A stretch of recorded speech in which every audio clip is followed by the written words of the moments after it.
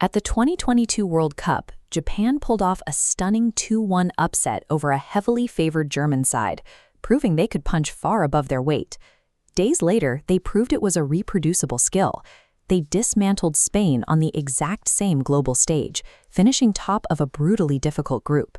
This trend of toppling heavyweights has kept going. In a recent friendly against Brazil, Japan found themselves down 2-0 at halftime, then roared back to win 3-2. They even traveled to Wembley Stadium and completely outplayed England, walking away with a 1-0 victory against one of Europe's deepest squads. Going into 2026 World Cup qualifying, they have been ruthless. They put 7 goals past China, 5 past Bahrain, and made it through the entire second round of Asian qualifiers without conceding a single goal. Based on the raw data, the Samurai Blue are statistically the most dangerous team for top-tier opponents to face in international football right now. Yet, in the middle of that famous 2022 run, right after beating Germany, they inexplicably lost 1-0 to Costa Rica. All their attacking momentum completely vanished. They effortlessly crush aggressive top 10 superpowers, but consistently hit a wall the moment they face a lesser team that decides to sit back and defend. For manager Hajime Moriyasu, the 2026 World Cup is a test of whether he can evolve the team's tactics to handle opponents that refuse to leave their own half. This wild inconsistency is a direct mechanical consequence of how Japan's system is engineered on the pitch.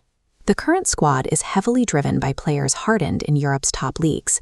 Wataru Endo anchors the midfield, handling all the bruising tackles and interceptions that keep the formation balanced. Because Endo locks down the center, the attacking wings have total freedom to push aggressively up the field without leaving the defense exposed. Out wide, they deploy Kaoru Mitoma. He literally wrote his university thesis on dribbling mechanics, strapping a GoPro to his chest to study how to exploit the minute positional errors of opposing fullbacks. Inside, Takefusa Kubo acts as the creative engine. Under intense defensive pressure, he consistently finds the exact passes needed to shatter an opponent's backline. Combine that precise vision with surgical dribbling and a rock-solid midfield, and you get a team built to punish the smallest overextension by an opponent. Out of possession, Moriyasu organizes his players into a highly compact shape. They crowd the center of the pitch and force the opposing team to move the ball out to the sidelines. The moment an opponent plays a heavy touch or a backward pass, high-energy forwards like Daisen Maeda trigger a ferocious press to strip the ball. Look at this setup.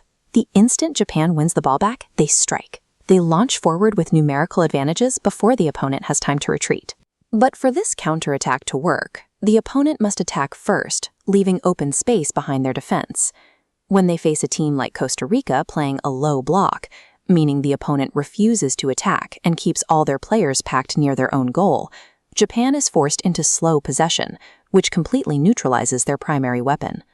Japan thrives in an open firefight. If a powerhouse nation tries to dominate the ball and push forward, Japan uses that aggression against them. To adapt for 2026, Moriyasu is integrating versatile young players and commanding quicker, direct passes through the center to pry open stubborn defenses.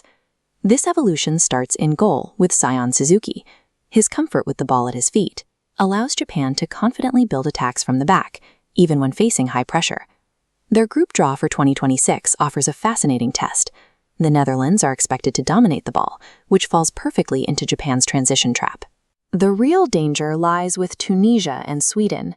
Both are physical teams, perfectly content to sit deep and absorb pressure, the exact strategy that acts as Japan's kryptonite. Surviving Group F is a live stress test of whether Moriyasu's squad has finally evolved past their structural limitations. Looming over this entire campaign is a historic barrier. 4 separate World Cup appearances for Japan have all ended right here, in the round of 16. To cross that threshold, they need physical resilience. Crucial defenders like Takahiro Tomiyasu must stay fit through a longer, more grueling tournament format.